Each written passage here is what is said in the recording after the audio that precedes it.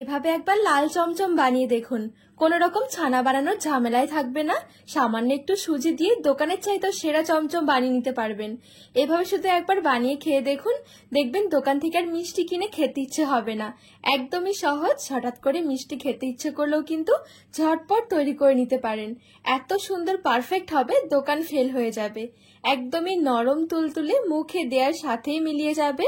আর এই দেখুন কতটা লোভনীয় হয়েছে। নমস্কার বন্ধুরা, নতুন একটা পর্ব দেখার জন্য আপনাদের সকলকে স্বাগত জানাই। আজকে কোনো রকম ছানা বানানোর ঝামেলা ছাড়াই নরম তুলতুলে চমচম বানিয়ে দেখাবো, শুধুমাত্র সামান্য একটু সুজি দিয়ে। এভাবে একবার বানিয়ে দেখুন, দেখবেন দোকান থেকে কিনে খেতে ইচ্ছে হবে না। তো চলুন, আশা করছি রেসিপিটা আপনাদের অনেক ভালো লাগবে। প্রথমে গ্যাস ধরিয়ে একটা কড়াই বসিয়ে দিয়েছি। আমি এরকম একটা ছোট মেজারমেন্ট কাপ নিয়েছি, এটা 1 কাপ।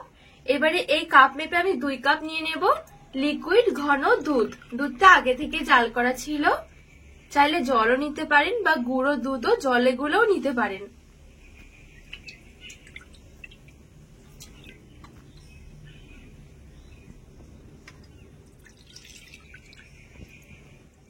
দুধটা একটু ফুটে ওঠা পর্যন্ত অপেক্ষা করব। এখানে দুধ জাল করে ঘন করতে হবে না, শুধুমাত্র একটু ফুটে উঠলে হয়ে যাবে। এখানে দেখুন দুধটা খুব সুন্দরভাবে ফুটে উঠেছে। এবারে 1 কাপ দিয়ে দিচ্ছি সুজি। যে কাপ মেপে দুধটা মেপেছিলাম সেই কাপেরই 1 কাপ হবে সুজি, মানে 200 গ্রামের মতন সুজি রয়েছে। এ পর্যায়ে গ্যাসের আঁচটা একদম হালকা করে রেখে দিতে হবে।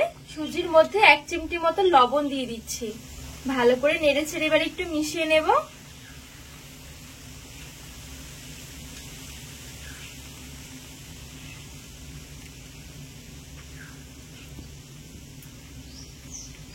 আর নাড়াচাড়া করতে করতে একটা পর্যায়ে দেখবেন খুব সুন্দর একটা ডো হয়ে যাবে।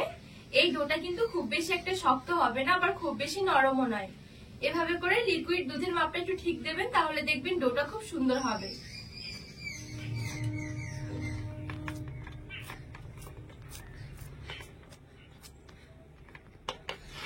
তো এই দেখুন এখানে খুব সুন্দরভাবে একটা ডো রেডি হয়ে গেছে। এবারে এই ডোটা আমি নামিয়ে নেব। একটা থালার মধ্যে নিয়ে একটু ঠান্ডা করে নেব, যাতে করে হাত দিয়ে ধরা যায়।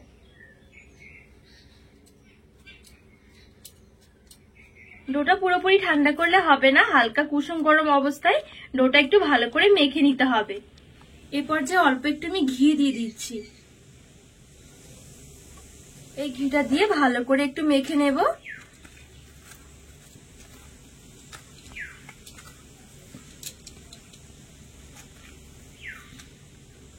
আর এই পর্যায়ে ডোটা যতটা সম্ভব একদম ভালো করে মাখিয়ে নিতে হবে। যত সুন্দর করে মাখানো হবে তত সুন্দর কিন্তু চমচম মিষ্টিগুলো তৈরি হবে।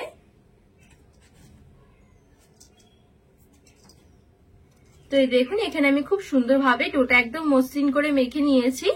যত সুন্দর করে মাখা হবে তত সুন্দর দেখবেন সুজি দানাগুলো একদমই থাকবে না, একদম মিলিয়ে যাবে মাখতে মাখতে।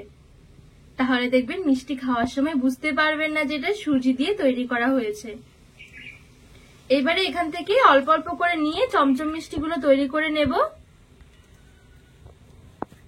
প্রথমে একটু গোল করে নিচ্ছি, এবারে 2 হাতের সাহায্যে একটু গোল করে লম্বাটে করে নেব।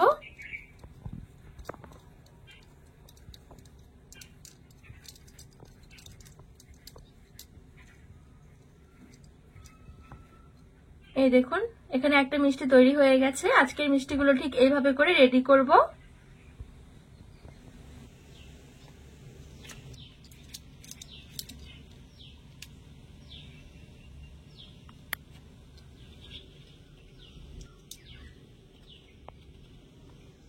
বাদবাকি সব মিষ্টিগুলো ঠিক একইভাবে তৈরি করে নেব।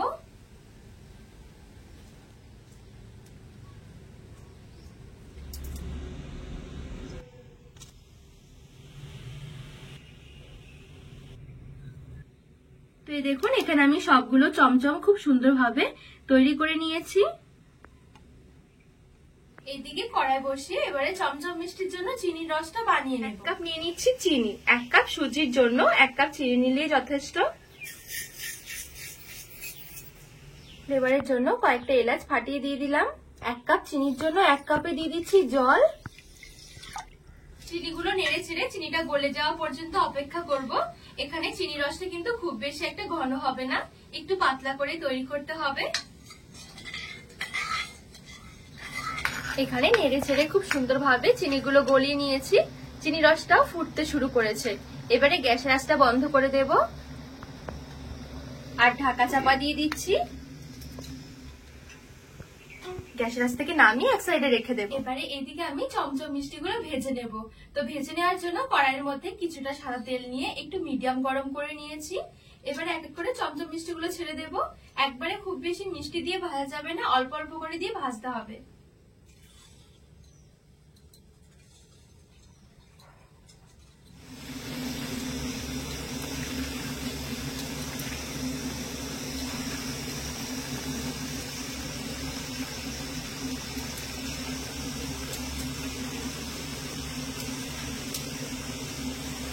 কয়েকটা মিষ্টি তেলে ছেড়ে দিয়েছি। এবারে মিডিয়াম আঁচে উল্টে পাল্টে একটু লালচে করে ভেজে নেব।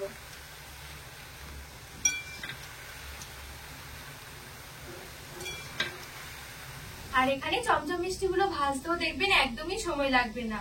অবশ্যই করে মিষ্টিগুলো মিডিয়াম আঁচে ভাজতে হবে। খুব বেশি হালকা আঁচে ভাজলে কিন্তু সুজির মিষ্টিগুলো ভেঙে যাবে। এবারে মিষ্টিগুলো তেল ঝরিয়ে তুলে নেব। চমচম মিষ্টি এর চাইতে বেশি আর লালচে করে ভাজবো না। গরম চিনি রসটা করে রেখেছিলাম। চিনি রসের মধ্যে মিষ্টিগুলো ছেড়ে দেব। নেড়ে ছেড়ে একটু মিশিয়ে নেব।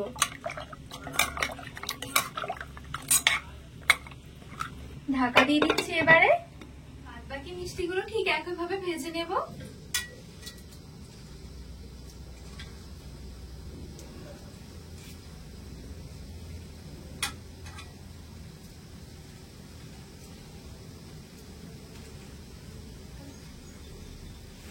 এখানে দেখুন এই চমচম মিষ্টিগুলো খুব সুন্দরভাবে ভাজা হয়ে গেছে।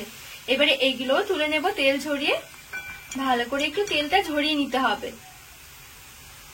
এই গরম গরম চমচম মিষ্টিগুলো চিনি রসের মধ্যে নিয়ে নেব। খুব ভালোভাবে সবগুলো মিষ্টি আমি চিনি রসের মধ্যে মিশিয়ে নিয়েছি। এবারে আমি আবারও ঢাকা দিয়ে রেখে দেব 15 থেকে 20 মিনিটের জন্য। খুব বেশি সময় লাগবে না মিষ্টিগুলো তৈরি হতে। তো এদিকে মোটামুটি আমি 20 মিনিটের মতন ঢাকা দিয়ে রেখে দিয়েছি। হাতে সময় থাকলে আরো বেশি সময়ের জন্য রেখে দিতে পারেন, সেক্ষেত্রে মিষ্টি আরো সুন্দর হবে। তো এই 20 মিনিটের মধ্যেই দেখবেন মিষ্টি একদম নরম তুলতুলে হয়ে যাবে। আর এই দেখুন কতটা সুন্দর হয়েছে মিষ্টিগুলো।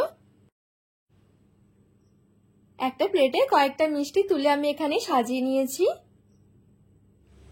খুব সহজে দোকানের চাইতে সেরা কিন্তু মিষ্টি বানিয়ে নিতে পারেন সামান্য একটু সুজি দিয়ে। একদমই সহজ, যে কেউ পারফেক্ট ভাবে এই মিষ্টিগুলো বানিয়ে নিতে পারবেন। মিষ্টি হবে একদমই নরম তুলতুলে। কথা দিচ্ছি এইভাবে মিষ্টি তৈরি করলে দেখবেন দোকান থেকে আর খেতে ইচ্ছে হবে না। বাড়িতেই খুব সহজে একদম তুলোর মতো নরম তুলতুলে মিষ্টি বানিয়ে নিতে পারবেন। এই মিষ্টি শুধু একবার বানিয়ে খেয়ে দেখুন, মুখে লেগে থাকবে। এতটা নরম তুলতুলে হবে মিষ্টিগুলো, খেয়ে পুরো অবাক হয়ে যাবেন।